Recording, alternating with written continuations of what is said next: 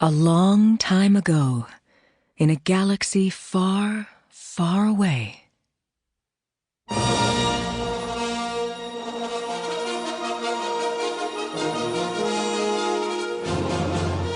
Penguin Random House Audio presents Star Wars: The Perfect Weapon by Delilah S. Dawson. Read for you by January LaVoy.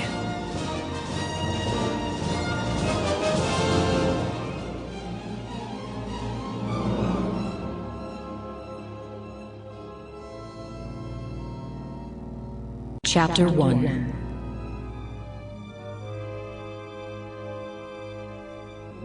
The night was young, and Bazine Netal was hunting. Curled up on a stool in form-fitting black that matched her eyes, lips, and hair, she scanned the room for her contact and found only fools. Clumsy admirers frequently took her cold stare for an invitation. In her line of work, being beautiful was often a boon, but it was also an inconvenience. Good evening, my lady. She looked up and frowned. She'd noted this witless Deveronian earlier, when he'd suffered a spectacular loss at Sabacc. Now, reeking of liquor and overconfidence, he reached for her knee, slurring something about the heat of the desert sands and the curves of her bountiful dunes. Before his filthy fingers could touch her, she snapped his wrist like a twig. He screamed and fell to the sand-dusted floor, calling her all manner of names, but she only yawned and looked away. He clearly was not the man she was looking for. His friends hurried up to him, took one look at Bazine, and muttered dark promises as they carried him out, the man squealing like a hutlet the entire time. She eased farther into the shadowy corner, swirling the drink in her glass with fastidious, black-tipped fingers. She hadn't tasted the drink, of course. She never did. Drinks could be poisoned at any moment. She'd already poisoned one tonight. The effects wouldn't be obvious until her mark was safely back home, contentedly sleeping. He wouldn't wake up again. And then her comlink would bing softly, letting her know her unknown employer was pleased and had deposited creds in her account. What Bazine needed now was a new job to keep her occupied. She'd been waiting for this new contact for hours and was already bored, and the men could smell it on her. Another one appeared at the edge of her table, fingers stroking his blaster. You lonely, sweetness? He asked, flipping a toothpick with his tongue. She looked him up and down. The slight human junker presented neither threat nor enticement. Definitely not her man. He looked her up and down in return. High-heeled wedge boots, black leather leggings clinging to shapely legs, tight-fitting jacket that concealed armor and weapons, not that he could have known that, nor could he know that the severe black bob was a wig. When his eyes reached her stark, chiseled face again, he leered. Because you look, lonely. And you look like a diseased Minoc. Move along. She waved a hand at him and scooted farther back in her booth, kicking her legs up onto the table to discourage further disturbances. You think you're too good for me? He sputtered, reaching for his blaster with a shaking hand. Of course not. I know I'm too good for you. With one simple but elegant kick, she struck a nerve cluster in his thigh that sent him sprawling onto the rough floor.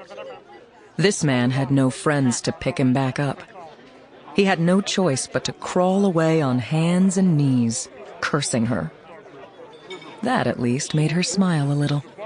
A waitress appeared, wiping a wet rag across the table as she watched the junkers retreat. You keep openly maiming the customers and Sully won't let you in the door, the orange-eyed Duros girl said. They can't tip with broken bones. Bazine tossed a few credit chips on the table. It's not my fault Sully's establishment attracts scoundrels, Uda. It was as close as she'd come to an apology, and Uda nodded and scooped up the creds, which was as close as she'd come to forgiveness. They had an unspoken agreement, these two, even though they'd been in the same orbit for years. It was the same arrangement Bazine had with all her acquaintances. No asking questions, and no getting friendly. Oh, and Sully said to tell you he'd be here soon. Uda turned to go, and Bazine called after her, "Who?" The Duros shrugged as she walked away. Didn't ask, don't want to know. Bazine had an agreement with Sully, too. He'd send jobs her way, and in return, she acted as unofficial bouncer, quietly removing anyone who caused trouble. Even the most violent drunks would follow her outside for the promise of a kiss. Technically speaking, she had promised the cantina owner that she'd wait to maim the customers until they were out back in a private alley. She scanned the bar for Sully, made eye contact, and gave the barest nod to indicate understanding. The night wore on, and her contact didn't show. She'd gently rebuffed 7 more scoundrels and watched twice as many bad hands at Sabak when something clattered in her glass, splashing amber liquid onto the stained table. Her head jerked up, hunting for the source of the interruption. The scenery had not changed. Not a single new pair of eyes watched her, nor were any strangers circling her table as they practiced bad pickup lines under their breath. She knew this bar, and she knew all the other mercs, and she recognized most of these lowlifes, even if they didn't recognize her thanks to a rotating gallery of disguises. But she had never before had any suitors attempt to gain her attention by dropping a room key in her glass. Her eyes cut left and right before her elbow shot out, knocking the drink over. Oops. She hooked a finger through the keyring, doing her best not to smudge the matte black Rishi eel ink she wore painted on her forefingers to cloak her fingerprints. Room 3, the tag read. Could be an invitation. Could be the job. Either way, she was going to find out. Sliding off her stool, she stood and stretched, readjusting her severe but exquisite outfit as she subtly checked her weapons. Snub-nosed blaster. Check. Slender blade? Check. Small thermal detonators hidden in the wedges of her boots? Check. 7 throwing knives sewn into her jacket? Check. Whatever the hotel guest hoped to pay her for, they were going to be surprised by her bag of tricks. She headed for the long hallway that housed the beyond loathsome toilet and the door to the stairs. She'd never visited the bar's second-floor lodging area, knowing it was used only by the dancing girls and high rollers, whether together or separately. The stairway was narrow and stank of sweat and worse, and she drew her blaster as she edged upward, careful not to touch the filthy banisters. Aiming her blaster down each side of the hallway, she found nothing worth shooting. Identical numbered doors marched down the sand-colored paneling, various sounds whispering or thumping rhythmically behind them. She paused beside door number 3. Her back to the wall, she leaned an ear against the plasteel and heard nothing within. She knocked twice, quick, and slowed her breathing as she waited, blaster held aloft, for a response. None came. How inhospitable.